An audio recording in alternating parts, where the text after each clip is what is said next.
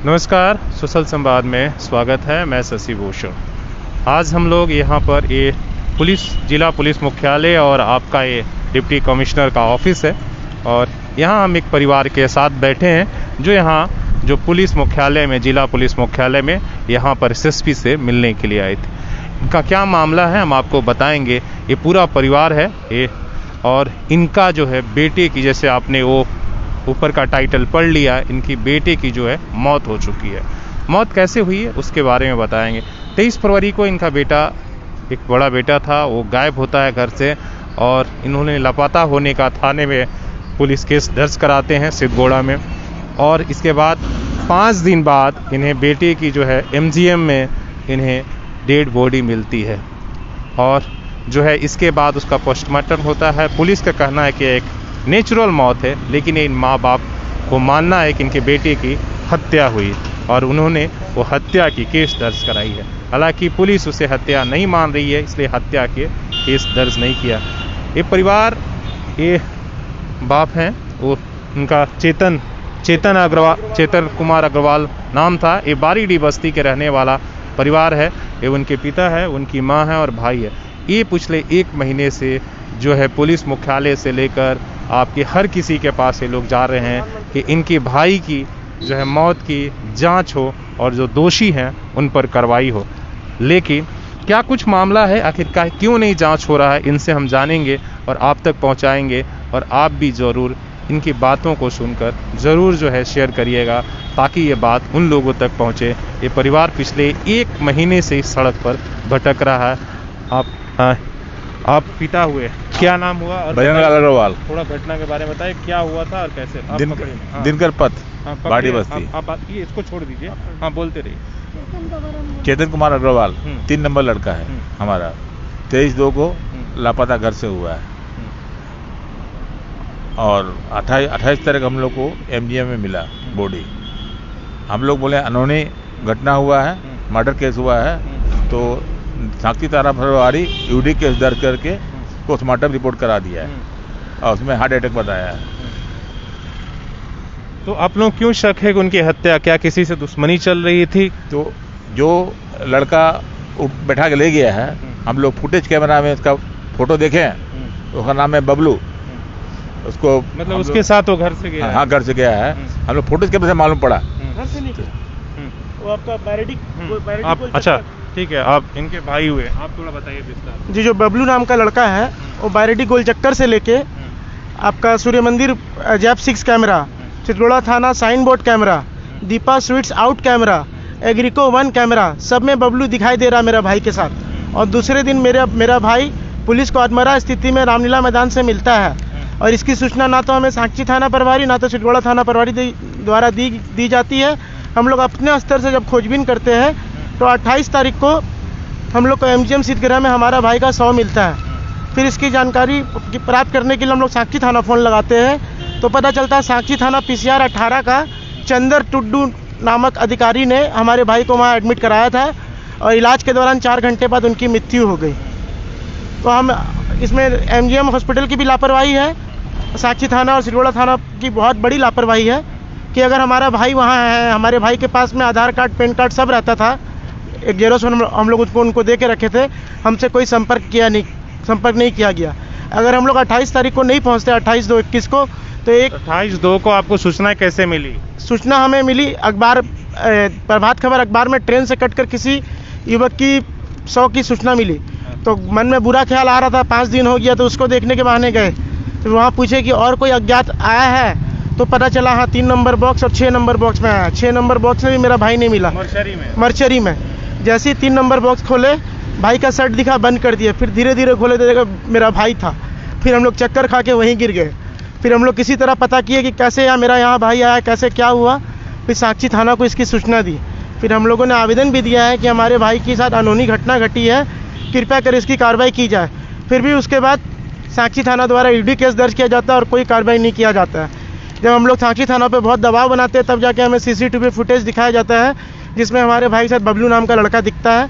Police उससे भी हल्का सा पूछताछ करके छोड़ दी और वो लड़का आए दिन हमारे घर के पास दारू पी के हंगामा करता है, तो पुलिस उसके बाद भी उस पर कोई कार्रवाई नहीं कर रही है। आप पिछले दिनों अभी एसएसपी से मिले और डीआईजी साहब से भी मिले थे।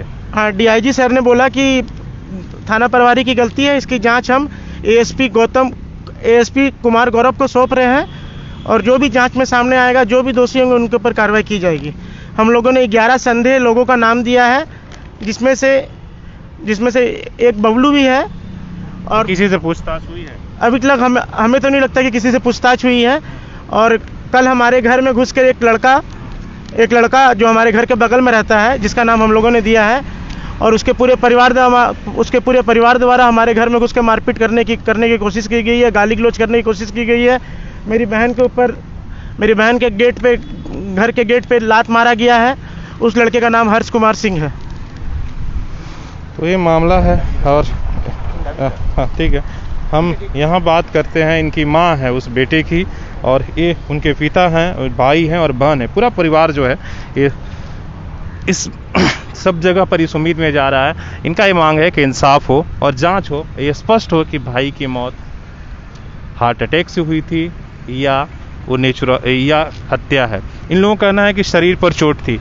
कैसे आप लोग मान रहे हो कि मतलब क्या दुश्मनी थी आप लोगों? नहीं, हम लोग से कोई किसी से दुश्मनी नहीं। फिर बेटे की हत्या काहे कोई करेगा बताइए? मेरा बेटा जाता था, एक दिन में आ जाता था, लेकिन इस बार मेरा बेटा घर नहीं लौटा, क्योंकि उसको तो पहले ही कोई ये कर दिया, तो मेरा बेटा घर नहीं पहुंचा। हम लोग का रो के बुरा हाल, हम लोग सारा जगह खोज रहे, बेटा नहीं मिला। लेकिन हम लोग को ये नहीं मालूम इस हालत में हमारा भाई मिला है कि मेरा बेटा रामलीला मैदान में है, ये हम लोग को नहीं मालूम। बाद में हमारा ये बेटा वही छोटी सी पर्ची खोजा, तो हम बोले बेटा तेरा भाई आत्महत्या नहीं कर सकता। फिर ये पर्ची खोजने के बाद गया, बोला कोई आया है, बोला आया है, तो देखा तो एक में 55 साल का आदमी, दूसरे में भी 55 साल का, तीसरे में देखा तो मेरा बेटा इसको दिखा ये वही चक्कर खा के गिर गया। तो ये लोग साक्षी थाना को सूचना दी, साक्षी थाना उसको यूडी केस बना के मामला को रफा दफा करना चाहा, और कोई जांच ऊंच कुछ नहीं। जब हम लोग बहुत कुछ किए, 15 दिन बाद तब हम लोग को बोला कि आपका बेटा को तो ये हुआ हार्ट अटैक। हम बोले नहीं हो सकता, मेरा बेटा को कोई बीमारी नहीं था, नहीं मेरा बेटा कुछ उल्टा सीधा खाता था। मेरा बेटा पहले से कोई हार्ट अटैक, ब्लड प्रेशर किसी की शिकायत नहीं? कुछ भी नहीं था, कुछ भी नहीं, एक चीज भी नहीं थी उसको। कभी उसको एक दिन बुखार भी नहीं आई, वो एक तो गोली नहीं, खांसी उसको बहुत हो जाती थी ना, हम सिरप ला के देते तो नहीं पीता था। सब बेटा तो चला गया है आप और उसके हाँ बताइए। कल वो मेरा बगल वाला वो कुत्ता को ना मीट डाल रहा था, तो हम बोले मत डालो, उसी में वो गाली गुप्ता करके मेरा इसका घर। क्या आप लोगों को आपसी रंजिश चल रही है, उसको लेकर आप लोग ये कर रहे हैं? कोई बहुत कुछ होता है कि आपसी रंजिश में नहीं, आप बताइए ना। आपसी रंजिश किसी से पड़ोस में चल रही है या उसको लेकर? रंजिश नहीं है, हम लोग बस जांच चाहते हैं। तो पुलिस को हम लोगों ने 11 संदेह का नाम दिया है, उसमें से कोई हमारे घर में घुस के हंगामा कर रहे हैं, मारपीट करने की कोशिश कर रहे हैं। इसकी शिकायत आज हम लोगों ने सिद्धगोड़ा थाना में भी की है। क्योंकि उसका मैं पेपर दिखा रहा हूँ। अच्छा, हमारे साथ इनकी बहन है। भाई तो चला गया और इसके बाद आप लोग भी जो है इतने परेशान, जैसे आप बता रहे कि आपको बेटे को भी फंसा दिया गया, तो कहीं ना कहीं दुश्मनी भी आप लोगों ने मोल नहीं, दुश्मनी नहीं है, दुश्मनी मोल ले लिया है लोगों से, इसलिए नहीं मोल का नाम डाला है वो तो आपके साथ नहीं। मैं ये जैसे घर के सामने कचरा उचरा कूड़ा उड़ा करते हैं अगल बगल में, तो जब हम सफा करेंगे तो हम तो बोलेंगे कि यहाँ पर कचरा मत करो बाबू। ऑलरेडी 3 बार 4 बार समझा चुके हैं, नहीं करते। लेकिन वैसी लड़ाई में हत्या तो नहीं हो सकती? हाँ, अब मुझे नहीं मालूम है, लेकिन ना बार बार, एक बार मेरे बेटे के साथ भी ना पहले भी वो लोग ने कोशिश करी है, नाम फंसाने की कोशिश करी, तो मैंने अपने बेटे को संभाल लिया। और कल भी मेरे घर के सामने आके मारा पीटी, आके एकदम गंदा गाली दे रहे हैं माँ बहन का। और फिर मेरे बेटे और मेरे हस्बैंड मेरे को ये बोल रहे हैं आप अंदर चलो मम्मी, आप अंदर चलो। हाँ, तब भी नहीं मान रहा। और आज जाके देख रहे हैं कि मेरा बेटा का नाम, तब जाके मैंने 100 नंबर पे डायल करके पुलिस बुलाया। मतलब भाई चला गया और लड़ाई जो है आप लोगों की, और जो है कहीं ना कहीं मुश्किल में आप लोग पड़ते जा रहे हैं। हम लोग को बोलता है। अभी पुलिस से मिले तो क्या बोला? अभी जो एसएसपी से आप मिलने गए थे तो क्या हुआ? अभी सिटी एसपी साहब से हम लोग मिले हैं। सिटी एसपी साहब ने तुरंत सिरगोड़ा थाना को फ़ोन लगाया है और बोला है कि इनके घर में घुसकर जो भी ऐसा उत्पात मचा रहे हैं उन पर सख्त से सख्त कार्रवाई करें और उनको समझाने की कोशिश की जाए। फिर भी नहीं मानते तो उनके ऊपर FIR दर्ज की जाए। और ये हमारे भाई का कुछ तस्वीर दिखा दो, इनकी भाई की तस्वीर दिखा दो। चोट का निशान है, दूर से ही दिखा। उसके बाद भी डॉक्टर द्वारा जो पोस्टमार्टम रिपोर्ट बनता है उसमें वो बोलते हैं कि चोट का निशान नहीं है। तो फिर ये सब चोट का निशान कहाँ से आया मेरे भाई के शरीर में? ये सब देखिए चोट का निशान है, देखिए चोट का निशान, ये देखिए चोट का निशान, ये सब मेरे भाई के शरीर में चोट का निशान कहाँ से आया? ये देखिए ये लड़का है जो बबलू, मेरे भाई शायद 24 तारीख को दिखाई देता है और मेरा भाई पीछे बैठा है। 25 तारीख को मेरा भाई अधमरा हालत में पुलिस को मिलता है। तो इसकी जांच होनी चाहिए और निष्पक्ष जांच होनी चाहिए। और मैं आज अपने सोशल संवाद के सामने अपना बयान दे रहा हूँ। जिस लड़के द्वारा कल हमारे घर में घुस के उत्पात मचाया गया उसकी कंप्लेन ऑलरेडी हम लोगों ने सिरगोड़ा थाना में आज दे दिया है और कल सिरगोड़ा थाना भी आई थी। इसकी जानकारी ASP कुमार गौरव को भी है, सिटी SP जाट सर को भी है। और अगर इसके बाद अगर हमारे साथ कुछ भी अनहोनी घटना घटती है हमारे घर में घुस के, तो जो हमारे बगल वाले हैं वो इस घटना के पूरे जिम्मेवार होंगे, क्योंकि उन लोगों ने हम लोगों के खिलाफ झूठा आवेदन अभी आज सिरगोड़ा थाना में दिया है।